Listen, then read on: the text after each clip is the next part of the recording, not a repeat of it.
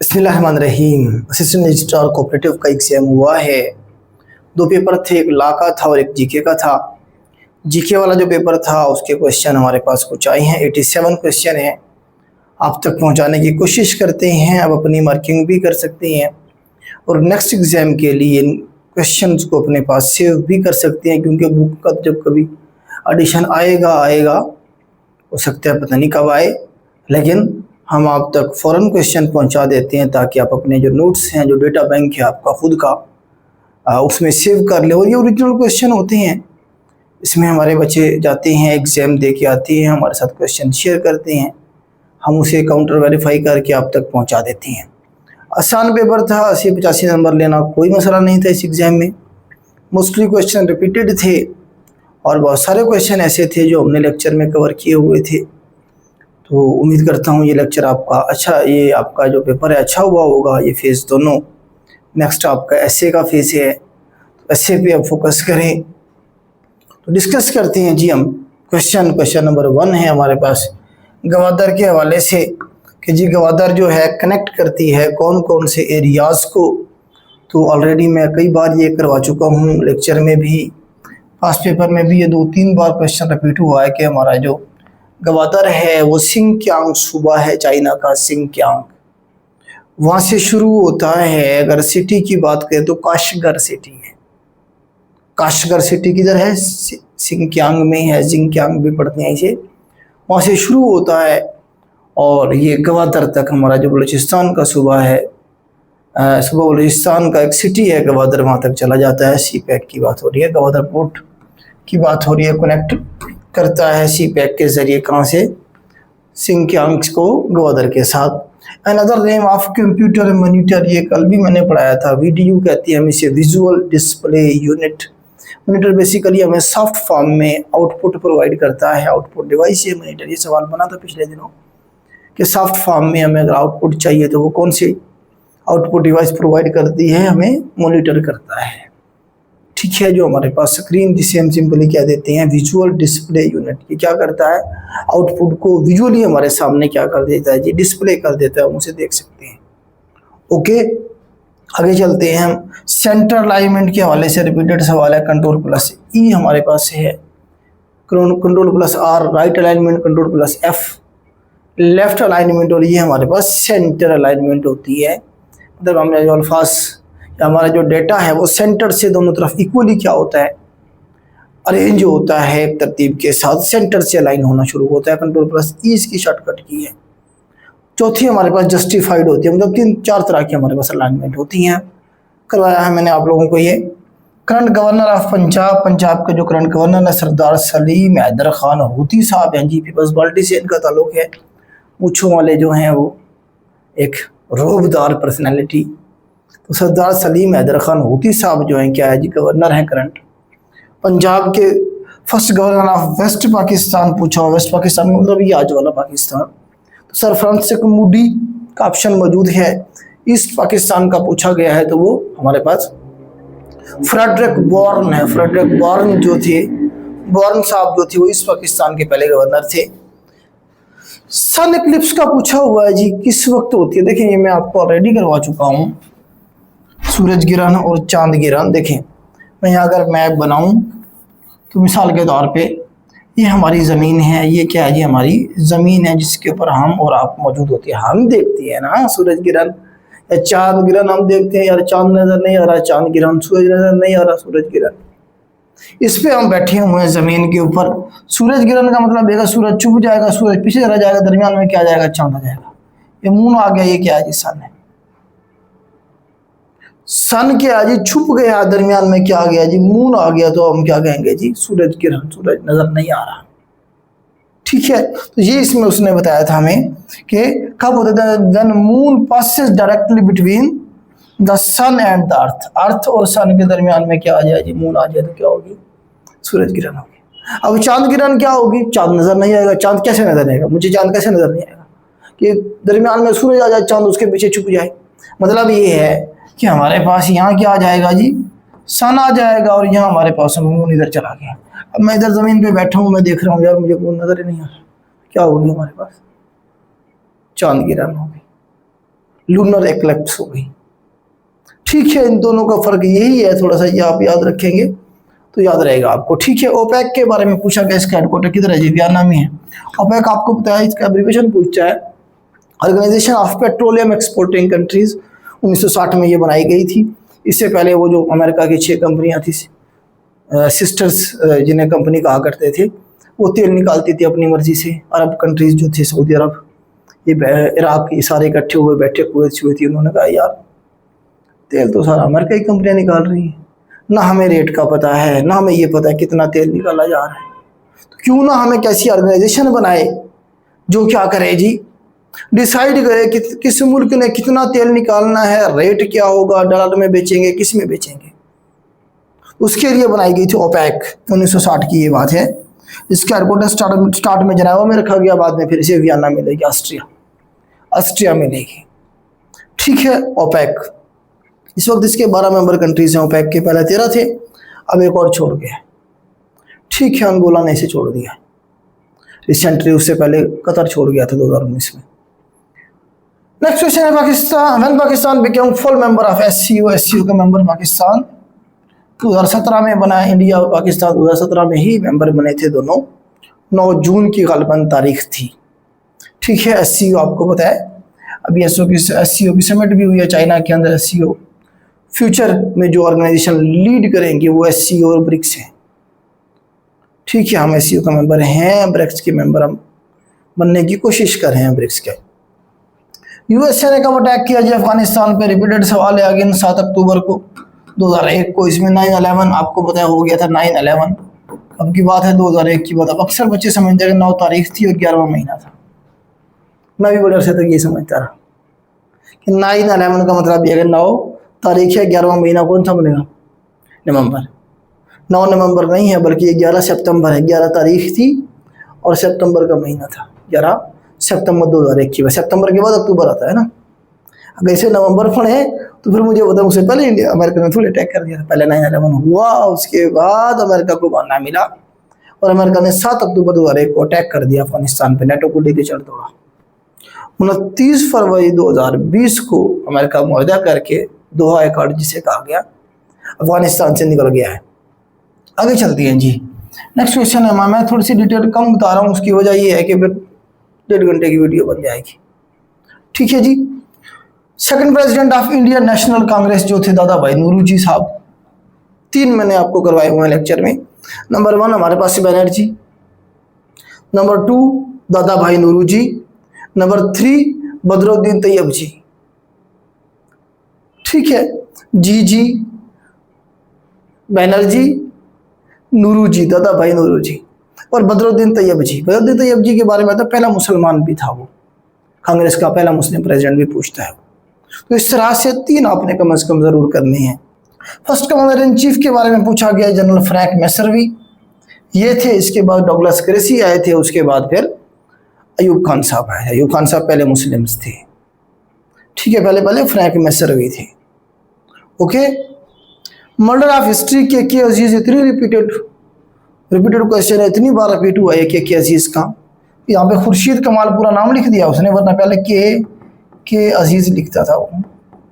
Murder of history उसने कहा कि हम किस तरह से हिस्ट्री का मर्डर कर रहे हैं, जो एक्चुअल फैक्ट्स हैं उन्हें हम छुपा रहे हैं और अपनी तरफ से जो चीज़ें हमें अच्छी लगती हैं वो हम हिस्ट्री के अंदर डालते जा रहे हैं। बहुत सारी चीज़ें उसने लिखी है, जिया के दौर की, अयूब के दौर की। ठीक है, इस दौर में जो चीज़ें थी वो उन्होंने लिखी हैं। किस तरह से पाकिस्तान बनने के हवाले से भी बहुत सारी चीज़ें लिखी कि जो एक्चुअल इवेंट थे वो हमने गुम कर दिए बहुत सारे, और जो इवेंट हुए भी नहीं वो हमने ग्लोरीफाई करके डाल दिए। आगे चलते हैं जी। ग्वादर पोर्ट अथॉरिटी जो थी 2002 में बनाई गई थी। मुशर्रफ साहब का कारनामा था जिसने ग्वादर और वो जो हमारे पास से डीप वाटर्स हैं उन्हें देखना था और उनके मामलात को लेके चलना था। UN commission for refugees, UNHCR, UNHCR, United nation high commissioner for refugees. ठीक है जी, 1950 में ये बना था। जनेवा में इसका हेडक्वार्टर है। स्विट्जरलैंड की बात हो रही है, जनेवा में इसका हेडक्वार्टर है। 1950 में इसे बनाया गया, इसलिए इम्पॉर्टेंट है पाकिस्तान के लिए कि पाकिस्तान भी इसका मेंबर है। रेफ्यूजीज़ जो हैं ये उनके हवाले से जो डाटा है या उनके मैनेजमेंट के हवाले से, उनकी सपोर्ट के हवाले से काम करता है यूनाइटेड नेशन का, आप एक जाली एजेंसी आप इसे कह सकते हैं। ठीक है, पाकिस्तान आपको बताया इतने बड़े अफगानी एक पॉपुलेशन है, 30 से 40 लाख लोगों को होस्ट कर रहा है। पिछले आपको बताया है कि कम से कम 45 साल होने वाले हैं हम तब से अफगानियों को क्या कर रहे हैं, होस्ट कर रहे हैं पाकिस्तान में। तो रेफ्यूजीज़ हैं ना वो भी, तो पाकिस्तान इस वक्त दुनिया के सबसे ज़्यादा जो गैर मुल्की हैं उन्हें होस्ट कर रहा है। इसलिए इसके जब भी कोई होता है मीटिंग शीटिंग तो पाकिस्तान उसमें पहले मौजूद होता है और पाकिस्तान को एड भी मिलती है इसके हवाले से। आगे हमारे पास 2025 के हवाले से है। ये 2025 में world big event going to held in Japan. Japan में वर्ल्ड एक्सपो 2025 की अभी जो है ना जी इवेंट हुआ है। आपको बताया पाकिस्तान से पंजाब की जो सीएम साहिबा हैं मरियम नवाज साहिबा, वो भी गई हुई थी। उनकी बहुत सारे वीडियोस और चीज़ें जो थी, बहुत सारे MOUs जो साइन किए गए लाहौर की डेवलपमेंट के लिए या पंजाब की डेवलपमेंट के लिए, वो सारे हुए थे। तो उससे आप याद रखेंगे मरियम नवाज साहिबा जो थी वो किस इवेंट में गई थी, वर्ल्ड जो एक्सपो है 2025 का जो जापान में हुआ उसमें इन्होंने शिरकत की थी। मंगला डैम के हवाले से सवाल है जी। झेलम रिवर के ऊपर बेटा ये बनाया गया है। शुरू में 1000 इसकी मेगावाट कैपेसिटी थी, अब इसकी 1310 मेगावाट के करीब इसकी कैपेसिटी है। झेलम रिवर के ऊपर कश्मीर में बनाया गया है। ठीक है जी। दूसरा बड़ा हमारा डैम है ये पाकिस्तान का, सबसे बड़ा तो आपको तरबेला है ना, मंगला दूसरा बड़ा है। वो प्रोसेस दीन इलाही किसने मुखालफत की थी? शेख अहमद सर हिंदी ने की थी जी। ऑप्शन में देख लीजिएगा। अगर ख्वाजा बाकी बिल्ला भी ऑप्शन में था तो फिर स्टेटमेंट का सबसे पहले किसने की थी? तो ख्वाजा बाकी बिल्ला साहब जो थे शेख अहमद सरहंदी साहब के उस्ताद थे, सबसे पहले उन्होंने मुखालफत की। उसके बाद शेख अहमद सरहंदी साहब जो थे जिन्हें मुजद्दिद अल-फसानी कहा गया, इन्होंने मुखालफत की। ये लेके चले डट के उसके सामने अकबर के दीन इलाही के खिलाफ। Who compose national anthem? Repeated सवाल अगेन। अहमद जी चागला साहब जो थे उन्होंने किया था। पाकिस्तान का जो नेशनल एंथम है उसका म्यूजिक इन्होंने कंपोज किया था। ये जलियांवाला बाग है। जलियांवाला बाग का जो इंसिडेंट था ये किसके आर्डर पे जो है ना जी गोली चलाई गई थी? तो जनरल डायर था जी। जनरल डायर था जिसने गोली चलाई थी और इसे आर्डर देने वाला जो गवर्नर जनरल था पंजाब का, जनरल उडायर, अडवायर भी पढ़ते हैं उसे, उडायर भी पढ़ते हैं, वो गवर्नर जनरल था। उसने जनरल डायर को भेजा था कि जाओ जाके इन पे गोली चलाओ या इन्हें मारो।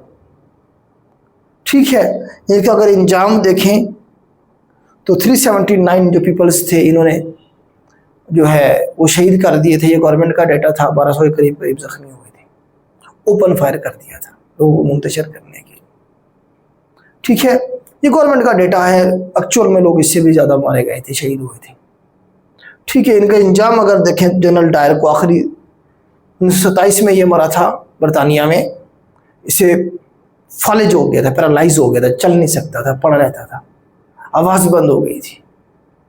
इस तरह से जलील हो गई ये मरा। और जो दूसरा जनरल उडायर था जिसे जनरल अडवायर भी पढ़ते हैं, जिसने ऑर्डर किए थे, जो पंजाब का गवर्नर जनरल था, उसे एक सिख था उधम सिंह, उसने जाके वहीं कत्ल किया था। 1940-41 की बात है, बरतानिया में वहीं मारा था। उसने कहा था कि इसने गोलियाँ चलवाई थी, हमारे लोगों को शहीद करवाया था, हमने उसका बदला लिया। उसने अदालत में एडमिट किया था। तो जुल्म कोई भी है, चाहे वो मुस्लिम के साथ किया जाए, गैर मुस्लिम के साथ किया जाए, जुल्म फिर जुल्म है। तो जुल्म जो भी करेगा वो इस दुनिया में ही उसका जो खमियाजा है वो भुगत के यहाँ से जाएगा। ये अल्लाह ताला का असूल है। खैर जी,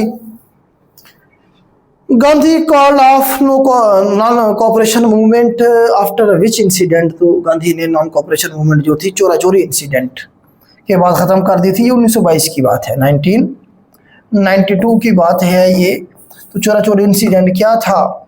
तो चोरा चोरी एक इलाके का नाम था, वहाँ पे जो एक पुलिस स्टेशन था उसके ऊपर लोगों ने हमला किया और 22 पुलिस वाले जिंदा जला दिए। 1922 में 22 पुलिस वालों को जिंदा जला दिया गया था। इसकी वजह से गांधी ने क्या किया, उसने कहा जी अब तो ये वायलेशन शुरू हो गई है, इसके अंदर मतलब है कि मारा मारी शुरू हो गई है, तो मैं तो जी अमन पसंद आदमी हूँ, तो मैं ये जो हमारा मूवमेंट थी मैं इसे ख़त्म कर रहा हूँ, नॉन कॉपरेशन मूवमेंट को खिलाफत मूवमेंट को भी उसने ख़त्म कर दिया था और निकल गया था। ठीक है, आगे चलते हैं। Current president of Syria Ahmed al Julani के नाम से ये मशहूर था पहले, असल नाम इसका अहमद अल शरा है, ये प्रेसिडेंट हैं। ठीक है जी। Most medal won by which country Olympics 2020, ये आपको बताया जापान के अंदर हुई थी किस में थी ये, लेकिन नाम इसका BC है। तो इसमें सबसे ज़्यादा मेडल किसने, USA ने जीते थे। अमेरिका ने सबसे ज़्यादा मेडल जीते और 127 129 के करीब थे मेरे ख्याल से, इतने थे शायद, या 137 थे, मतलब इतने ज़्यादा थे। फिर उसके बाद 89 थे चाइना के दूसरे नंबर पे। मतलब सबसे ज़्यादा मेडल किसने जीते, USA ने। कितने जीते ये नहीं पूछा जाएगा आपसे, बस ये सवाल रिपीट हुआ है दूसरी बार, पहले भी हुआ है सवाल आया है। Governor port join which city of China, वो इसी क्या क्वेश्चन रिपीट हो गया है। First Pakistan who got Nobel Prize in science, तो अब्दुल सलाम साहब 1979 में जो है इन्होंने क्या किया था जी, नोबेल प्राइज जीता था फिजिक्स में, जिन्होंने दो बड़ी फोर्सेस स्ट्रांग और वीक इलेक्ट्रोमैग्नेटिक फोर्सेस जो थी उन्हें कंबाइन कर दिया था, जो दुनिया कोई और शख्स नहीं कर पाया। ठीक है, 79 में इन्हें नोबेल प्राइज मिला, पहला पाकिस्तानी था जिसे नोबेल प्राइज दिया गया। इंक्रीज 1.5 लाइन स्पेसिंग के लिए कौन सी शॉर्टकट की यूज करेंगे, ऑलरेडी मैं करवा चुका हूँ ये भी। तो Ctrl+1 सिंगल लाइन स्पेसिंग के लिए, Ctrl+2 जो है हमारे पास डबल लाइन स्पेसिंग के लिए, और Ctrl+5 हमारे पास 1.5 लाइन स्पेसिंग के लिए हम यूज़ करते हैं शॉर्टकट की। BCC जो है किस चीज़ का एब्रिविएशन है, ब्लाइंड कार्बन कॉपी। CC का पूछता है कभी कभी कार्बन कॉपी, और कभी वो कहेगा BCC ब्लाइंड कार्बन कॉपी। ये ईमेल के दौरान जो है टर्म यूज़ की जा रही होती है। फर्स्ट पार्ट ऑफ ईमेल क्या कहलाता है जी, यूज़र नेम करवाया मैंने ऑलरेडी। जैसे मिसाल के तौर पर मैं लिखता हूँ यहाँ पे ali459@gmail.com। gmail.com एक पोर्शन है और नाम अलग है। ये यूज़र नेम है, ये हमारे पास बन जाएगी उसकी ID, डोमेन नेम जिसे हम कहते हैं। तो यूज़र नेम और डोमेन नेम दो पोर्शन होते हैं किसी भी किसकी जी, ईमेल के जो हिस्से होते हैं। ये डोमेन नेम है और ये याहूमेल भी हो सकता है, जीमेल भी हो सकता है। यहाँ हमारे पास क्या होता है, यूज़र का नेम होता है, दरमियान में क्या होता है हमारे पास @ होता है, दो हिस्से होते हैं। ये उसने पूछा होगा। नेक्स्ट है हमारे पास रिप्लेस शॉर्टकट की, Ctrl+H है, फाइंड एंड रिप्लेस के लिए यूज़ करते हैं इसे हम। ठीक है जी।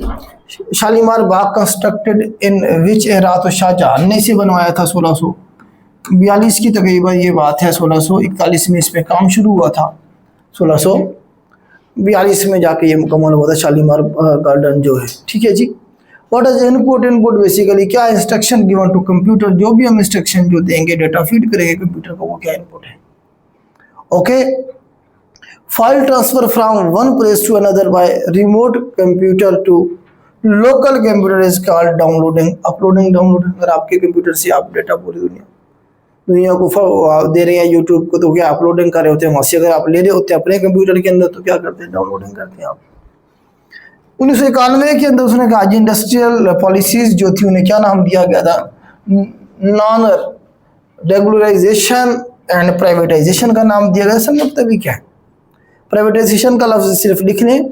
भुट्टो आया था, आपको पता है भुट्टो ने नेशनलाइजेशन की पॉलिसी अपनाई थी और जितनी भी इंडस्ट्री थी उसे कौमी तहवील में ले ली थी, नेशनलाइज कर दिया था, जिसमें जो है ना इनकी इत्तेफाक फाउंड्री के बारे में भी आता है, नवाज शरीफ साहब की जो थी उसे भी कौमिया लिया गया। तो 1991 में अगर देखें तो नवाज शरीफ साहब आ गए थे। अब इन्होंने वो जो इंडस्ट्री गवर्नमेंट ने ली थी, अब इन्होंने क्या कर दी, वो दोबारा से प्राइवेटाइज कर दी, बेच दी, दोबारा से दे दी उनको जिन लोगों की थी। ठीक है। तो इस तरह से मतलब ये है कि ये इसे किया गया था, ये पॉलिसी लेके आए थे। तो पूछता है प्राइवेटाइजेशन कौन से ईयर में हुई, क्या किसने शुरू की, भुट्टो साहब ने।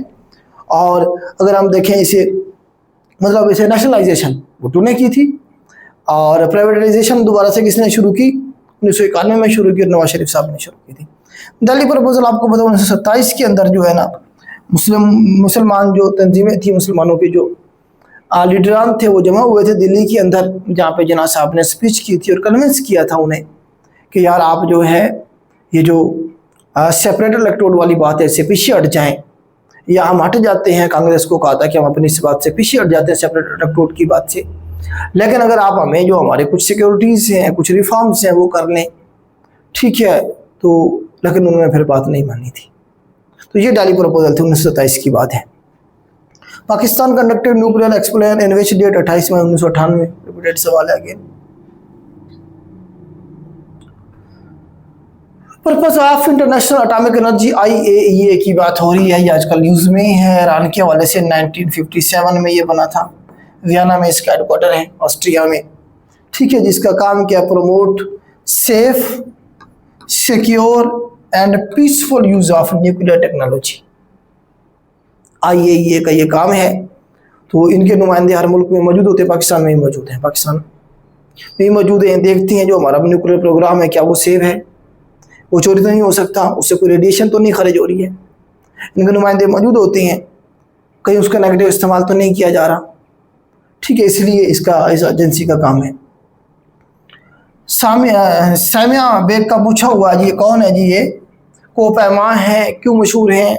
2013 के अंदर इन्होंने, ये पहली पाकिस्तानी खातून है जिन्होंने माउंट एवरेस्ट को सर किया। ये सवाल बनता है, first women who climb mount Everest, ठीक है जी। 2013 के अंदर ये पहली खातून है जिन्होंने, पहली Pakistani women who climbed Mount Everest in 2013 के अंदर, ठीक है जी। पाकिस्तान टीम बॉलिंग कोच जो है 2006 का पूछा हुआ वो कारी यूनिस साहब थे। आजकल कौन है, आप ऐड किए करेंगे ये बात इसमें कि आजकल कौन है। बुक है पाकिस्तान अ ड्रीम गोन सोर, किताब है जी पाकिस्तान अ ड्रीम गोन सोर। ये किसने लिखी जी? रुदाद खान ने लिखी है। जो रुदाद खान ने बेसिकली इस बुक में क्या लिखा है, जो पहले 5 प्रेसिडेंट हमारे आए उन्होंने किस तरह से अपना टाइम गुजारा, क्या क्या उन्होंने काम किया, वो सारी रुदाद लिखी इसने। क्या की रुदाद लिखी इससे? रुदाद खान आपको याद रह जाएगा, ठीक है। जो प्रेसिडेंट आए 1958 के ऑनवर्ड, उनकी रुदाद किसने लिखी जी? रुदाद खान ने लिखी। यहाँ से इस तरह से आप याद कर सकते हैं। आगे चलते हैं जी। Which key is use to remove preceding character, पिछला करेक्टर मैंने करवाया हुआ, ये भी बैक स्पेस से आप, जैसे आपका कर्सर यहाँ पे मौजूद है, जैसे बैक स्पेस दबाएंगे क्वेश्चन हमारा खत्म हो जाएगा। प्रीसीडिंग पिछला, सक्सीडिंग उसके बाद वाला, उसके लिए आप डिलीट की यूज करते हैं। नेक्स्ट अगर आपने डिलीट करना है उसके आगे वाला, ये सारे शॉर्टकट ये करवाइए मैंने आपको। One first time economic aid to Pakistan, तो पाकिस्तान में पहली दफ़ा एड जो थी 1948 में मिली थी जी। पाकिस्तान को पहली दफ़ा जो एड थी 1948 में मिली थी और दोबारा 1951 में मिली थी। तो ऑप्शन को देख लीजिएगा, 48 ऑप्शन में ना हो तो हो सकता है 47 का ऑप्शन मौजूद हो। तो इस तरह से मौजूद था पेपर में, ठीक है। पहली दफ़ा जो पहुंच गई थी हमारे पास, वैसे जो हमारे पास वो डिपार्टमेंट था फंड के लिए, वो तो बना दिया गया था 47 में ही, लेकिन अमेरिका की तरफ से पहले 48 में हमारे पास पहुंची थी, ठीक है जी। Which Pakistani academician was under secretary UNO, अच्छा इसमें पूछा था यूएनओ की तरफ से पहला सेक्रेटरी कौन था पाकिस्तान की तरफ से? तो हमारे पास अहमद शाह पतरस बुखारी साहब जो थे, ये हमारे पास पहले यूएनओ में पाकिस्तान की तरफ से आप कहेंगे परमानेंट रिप्रेजेंटेटिव थे। इसके हवाले से सवाल पहले यही बनता है, आप स्टेटमेंट आप देख लीजिएगा किस तरह से उसने दी थी। वो became BRICS full member in February 2025, फरवरी में तो नहीं, जनवरी 2025 के अंदर इंडोनेशिया इसका मेंबर बनाया जी। इंडोनेशिया ऑप्शन में देख लीजिएगा, इंडोनेशिया जो है इसका मेंबर बनाया ब्रिक्स का, रिसेंटली ये आखिरी जो बना है। HTTPS यूज्ड फॉर यह provide a secure and encrypted connection between browser and website, आप कह सकते हैं कि उसके दरमियान में ये सिक्योर और इनक्रिप्टेड जो कनेक्शन है वो प्रोवाइड करता है। ये सवाल था इसमें। लास्ट रूल ऑफ दिल्ली सल्तनत का आखिरी रूल इब्राहिम खान लोधी था, जो कि 1526 के अंदर मारा गया, जिसे आके मुगलों ने छीन ली हुकूमत। फिर यहाँ से मुगल डायनेस्टी शुरू हो गई थी, ज़हीरुद्दीन बाबर आया था। पानीपत की पहली जंग की बात हो रही है। फर्स्ट मुस्लिम अटैक सब कॉन्टिनेंट इन विच ईयर, तो 712 ही, पहले वैसे 710 में कर दिया था हमला, लेकिन 712 वाला ही काउंट होता है। मोहम्मद बिन कासिम जब आया था हिंदुस्तान में बाकायदा हमला तभी किया गया था, उससे पहले हम नाकाम हो गए थे। नेक्स्ट है हमारे पास, how many towns of Pakistan after independence which population was more than, ये है जी हमारे पास 1 लाख। ये सवाल रिपीट हुआ है, इसका कोई ऑथेंटिक आंसर मुझे नहीं मिला, आप भी सर्च कीजिएगा। एक जगह मुझे मिला 127 जो है जी टाउन और सिटीज थे जिनकी जो तादाद थी, इनकी जो पॉपुलेशन थी 1 लाख से ज़्यादा थी। चैट जीपीटी से जब मैंने पता किया उसने टोटल 15 बताए हैं, 7 यहाँ वेस्ट पाकिस्तान में, 8 ईस्ट पाकिस्तान में। 15 टाउन का है, अगर ऑप्शन में 15, 20, 30 इस तरह से थे तो फिर 15 ठीक है। अगर ऑप्शन में 127, 130, 150, 110 इस तरह से थे तो फिर 127 भी ठीक हो सकता है। ऑप्शंस का आपको पता होगा कि ऑप्शन में क्या थे, क्वेश्चन रिपीट हुआ है, इसे आपने भी सर्च करना है। Muslim League join interim government in which year, तो अक्टूबर में जो है ना जी पाकिस्तान मुस्लिम लीग ने इंटरिम गवर्नमेंट जो थी, अबूरी हुकूमत जो बनाई गई थी, उसे ज्वाइन किया था। 26 अक्टूबर 1940 की बात है। कांग्रेस ने पहले ज्वाइन कर लिया था, 2 सितंबर को ज्वाइन कर लिया था। ठीक है। Which is not font style, font style कौन सा नहीं है, तो इसमें आप देखिए बोल्ड भी है, इटैलिक भी है और रेगुलर भी है, सुपर स्क्रिप्ट नहीं है। सुपर स्क्रिप्ट को हम फॉन्ट इफेक्ट कह देते हैं। ठीक है, सुपर स्क्रिप्ट और सब स्क्रिप्ट को। .docx हमारे पास क्या एक्सटेंशन है, .docx हमारे पास एक्सटेंशन है 2007 के बाद। ठीक है, किसकी एक्सटेंशन है जी, हमारे पास ये वर्ल्ड की है। एक्सटेंशन होती क्या है, ये 2-3 अल्फाज का एक सेट होता है।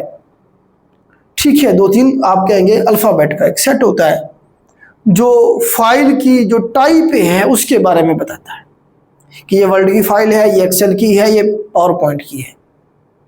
ठीक हो गया, ये एक्सटेंशन होती है। When was सूरह नूर रिवील्ड इन विच हिजरी, सूरह नूर जो थी 6 हिजरी को नाज़िल हुई थी।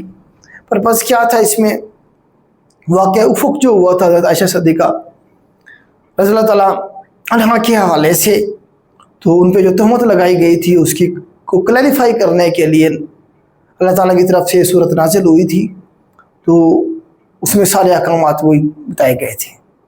ठीक है, तो 6 हिजरी को ये हुआ था, नाज़िल हुई थी। वही का मतलब क्या होता है, टू रिवील सीक्रेटली, मतलब चुपके से दिल में कोई बात डाल देना, ये लफ्जी मतलब है वही का। स्प्रेड शीट बेसिकली क्या होती है, एक्सेल के अंदर हमारे पास क्या होती है, स्प्रेड शीट होती है। अबुल अरब जो है टाइटल दिया जाता है, इस्माइल का ऑलरेडी पढ़ा चुका हूँ। अबुल अरब, उम्मुल अरब हजरत हाजरा को उम्मुल अरब कहेंगे, अबुल अरब हजरत इस्माइल को कहेंगे अबुल अंबिया हजरत इब्राहिम अलैहिस्सलाम को कहेंगे, ऑलरेडी करवा चुका हूँ। Which prophet name most repeated in Quran, तो हजरत मूसा अलैहिस्सलाम का नाम 136 बार रिपीटेड सवाल है, मैं भी करवा चुका हूँ, आपको क्लास में भी रिपीट हुआ है। हाउ मेनी कुरान सुना are on the name of prophet, तो 6 रिपीटेड सवाल है। 6 सूरत हैं जो प्रॉफिट के नाम पे हैं, अंबिया के नाम पे हैं। Taxila is famous due to Buddhist archaeology, आपको पता है गंधारा सिविलाइजेशन 550 BC से लेके 520-30 BC के दौर में जब वो साइरस था, उस दौर में ये सिविलाइजेशन मौजूद थी। गंधारा सिविलाइजेशन बुद्धिस्ट और मतलब बुद्धिज़्म के मानने वाले थे, जिसे प्रमोट किया गया उस दौर में। नेक्स्ट क्वेश्चन है बेटा 59, इसमें कह रहा है विच जज was declared as the best according to Hazrat Ali, तो इसके बारे में 3 ऑप्शन बताए हैं, तो आप सर्च कीजिएगा। मैंने सर्च किया, मुझे तो नहीं मिले हैं, इसके हवाले से कोई रेफरेंस नहीं मिला है। सवाल आप तक पहुंचाना मकसद था, आप इसे सर्च करेंगे, ऐड कर लेंगे ताकि नेक्स्ट पेपर में ये आपके काम आ जाए। नेक्स्ट क्वेश्चन है who introduced first formal judicial system in Islam, तो फॉर्मल जुडिशल सिस्टम जो था हज़रत उमर फारूक साहब के दौर में प्रॉपर इसे शुरू किया गया। पहले भी मौजूद था लेकिन इसे प्रॉपर एक डिपार्टमेंट बना के इसे जो है ना फॉर्मली शुरू किया गया हज़रत उमर फारूक साहब के दौर में। आगे है जी हमारे पास इन which battle Hazrat Khalid ibn Walid was given the title of Ghazwa Mauta, Ghazwa मौता में हज़रत खालिद इब्न वलीद को सैफुल्लाह का लक़ब दिया गया। रिपीटेड सवाल है, 8 हिजरी में पहली जंग थी जिसमें खालिद इब्न वलीद मुसलमानों की तरफ से लड़े थे। ठीक है, ये तो इसमें जब सारे लोग शहीद हो जाते हैं, हजरत आप देखें कि हज़रत ज़ैद बिन हारिसा शहीद हो गए, फिर हज़रत जाफ़र तैयार साहब जो थे वो शहीद हुए, हज़रत अब्दुल्ला बिन रवाहा शहीद हुए। तो फिर अब खालिद इब्न वलीद ने अल्लाम उठाया था और उनके हाथ में 9 तलवारें टूटी थी और बहुत सारे ज़ख़म आए थे। तो जब वापसी पे आए मदीना तो लोगों ने क्रिटिसाइज़ किया कि खालिद इब्न वलीद मैदान छोड़ के भाग आया, क्योंकि मेन जो जंग होनी थी आगे बड़ी जो लश्कर आ रहा था 1 लाख का, उसके साथ होनी थी। खालिद इब्न वलीद उनके साथ लड़े बगैर जो लोग ज़ख्मी थे, क्योंकि खालिद इब्न वलीद के पास थोड़ी सी फौज, टोटल फौज 3000 थी, इसमें से आधे तकरीबन शहीद हो गए थे जंग में पहले ही, खालिद इब्न वलीद के पास कमान आने से पहले ही। जो बाकी लोग थे वो ज़ख्मी थे, खालिद इब्न वलीद उन्हें लेके वापस आ गए थे मदीना में, मेन जो फौज थी उससे लड़े बगैर। तो लोगों ने क्रिटिसाइज़ करना शुरू किया खालिद इब्न वलीद के ऊपर, जी इस तरह से होता है जी, भगोड़ा है, भाग गए हैं। तो तब नबी पाक सल्लल्लाहु अलैहि वसल्लम खुद आए मस्जिद नबवी में, आके खालिद इब्न वलीद को प्रेज़ किया, उनकी जो बहादुरी थी, जिस बहादुरी से वो लड़े और जो दुश्मनों को भागने पे मजबूर किया, वो जो लश्कर उनका फ्रंट में आके लड़ रहा था उसे। और खालिद इब्न वलीद को कहा कि आपका टाइटल सैफुल्लाह है, अल्लाह की तलवार, आपने बहुत अच्छा परफॉर्म किया। खालिद इब्न वलीद मैदान छोड़ के भागा नहीं बल्कि जंग जीत के आया है। ठीक है जी। According to the hadith, in which age of child should be adult to offer prayer? इसमें किस एज के अंदर जो है बच्चे को लाजमी जो है ना, जो उसने प्रेयर्स जो है, नमाज जो है पढ़ने का हुक्म दिया गया। 7 साल का अगर बच्चा हो जाए तो उसे नमाज पढ़ने का हुक्म दिया गया है। ठीक है जी।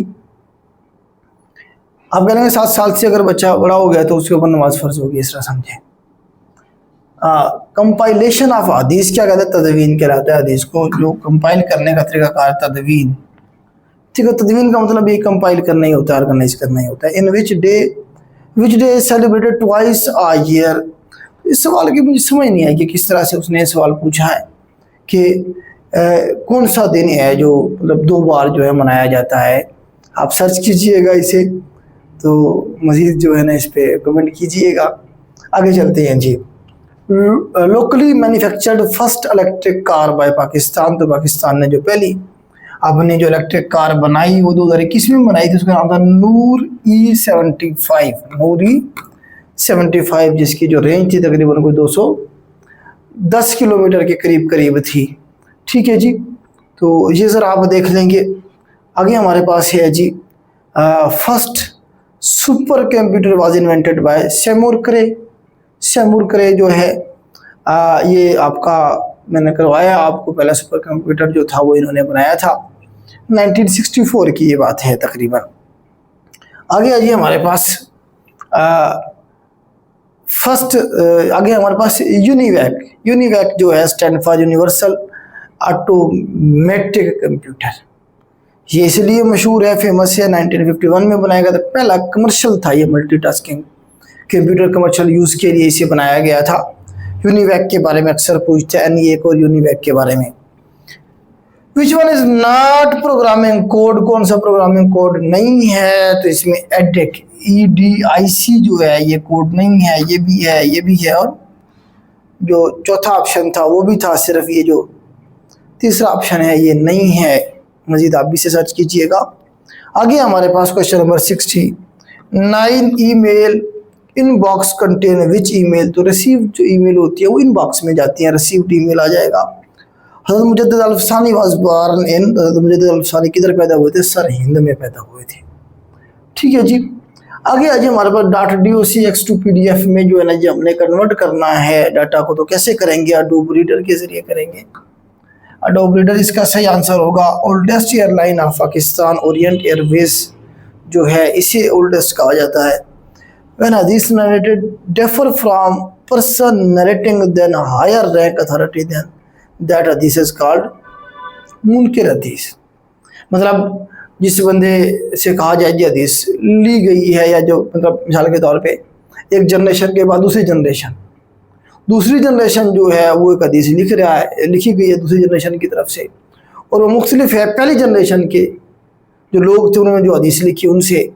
इसका मतलब है कि दूसरे जनरेशन वाले ने कहीं ना कहीं कोई ना कोई गलती की है, तो उसे हम मुनकिर हदीस इस तरह से हम कहेंगे।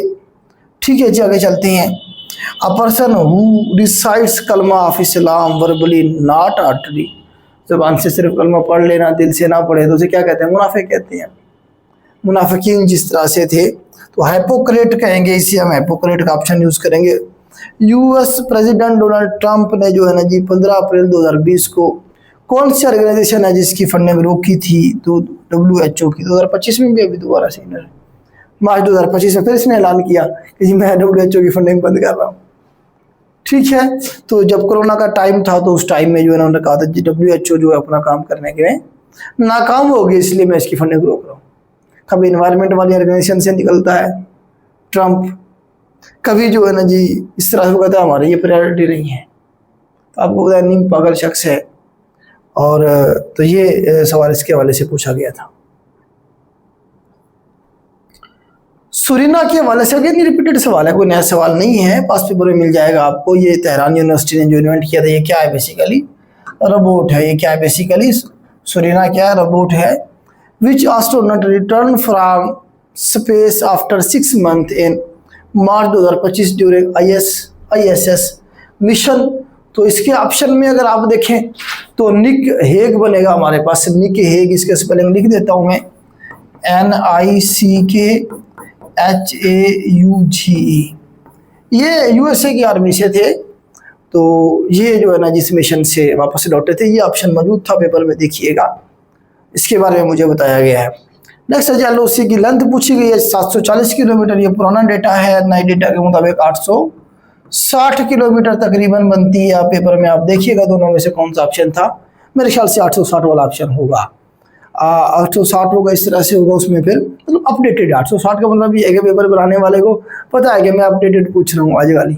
अगर 860 ऑप्शन में हो तो फिर आप इसी को ठीक करेंगे। हाँ, ये ऑप्शन में नहीं है, 720, 740, 760 इस तरह से उसने दिया हुआ, फिर मतलब एक पुराना क्वेश्चन उसने कहीं से कॉपी किया है, तो 740 को फिर ठीक कीजिएगा। Who killed Aswad Ansi? तो आपको पता है ये जो झूठे नबी थे उनमें जो सबसे पहले मारा गया था वो यही मारा गया था। ऐलान सबसे पहले उसने किया था, मुसलमान के साहब ने, नबी पाक सल्लल्लाहु अलैहि वसल्लम के दौर में ही। लेकिन असवद अंसी भी था, इसे हम काला नबी या गधे वाला नबी या पर्दे वाला नबी कहते हैं। भद्दी शक्ल थी इसकी, मुंह पे ये पर्दा डाल के रखता था। गधा इसने रखा हुआ था, इसे कहता था जी बैठ जाओ, गधा बैठ जाता था। गधे गधे खड़े हो जाओ, इसलिए गधे वाला नबी मशहूर हो गया था ये। तो इसे जो है ना जी हमारा था फेरोज ने। फेरोज बेसिकली एक ईरानी गवर्नर था यमन के दौर की, ये यमन की बात है। यमन के अंदर इसने झूठी नबूवत का दावा किया था। तो फेरोज था वहाँ का गवर्नर, जो कि ईरान की तरफ से, खुसरो परवेज की तरफ से लगाया गया था। बाद में फिर उसने इस्लाम कबूल कर लिया। नबी पाक ने उसे कहा चलो आप ही चलाओ निज़ाम यमन का। वो चलाता रहा, उसके खिलाफ बगावत की थी इसने, असवद अंसी ने।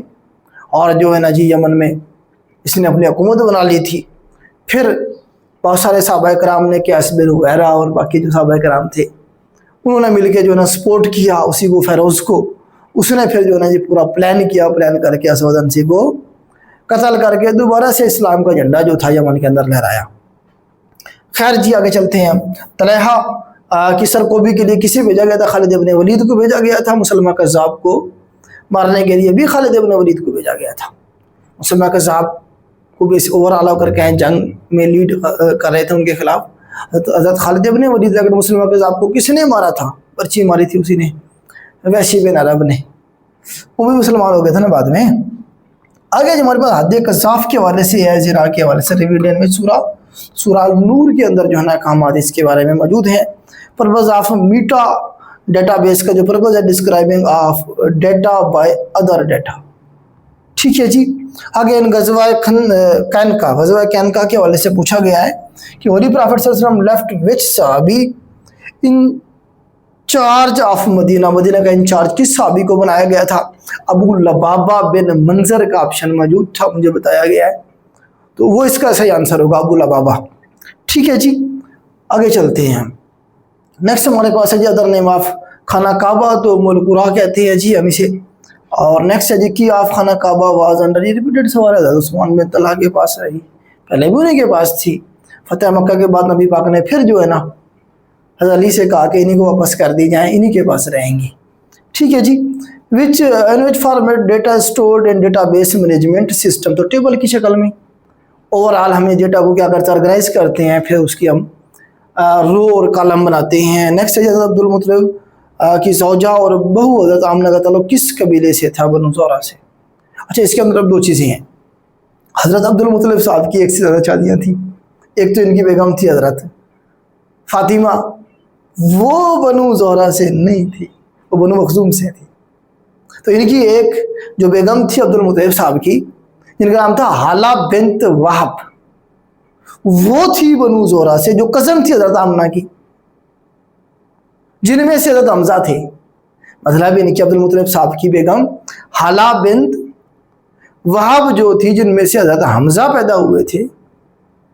ठीक है, हजरत अब्दुल्ला नहीं, हजरत अब्दुल्ला जो थे वो हजरत फातिमा में से थे।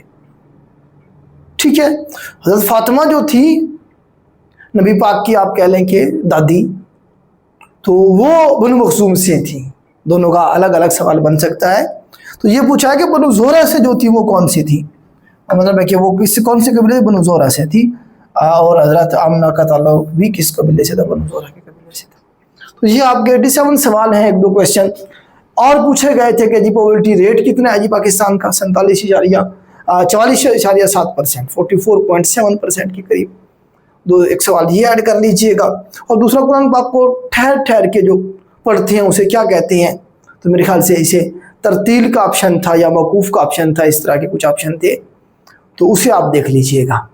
ठीक है जी, तो ये आपके कोई 88-89 सवाल बन रहे हैं। बाकी जो सवाल हैं जो रह गए हम आप तक नहीं पहुंचा सके, कमेंट बॉक्स में नीचे लिख के मैसेज कीजिएगा, फिर हम एक पूरी फाइल बना के आपके साथ शेयर कर देंगे ताकि आपके पास वो सेव हो जाए। आज के लिए इतना ही, अल्लाह हाफिज़।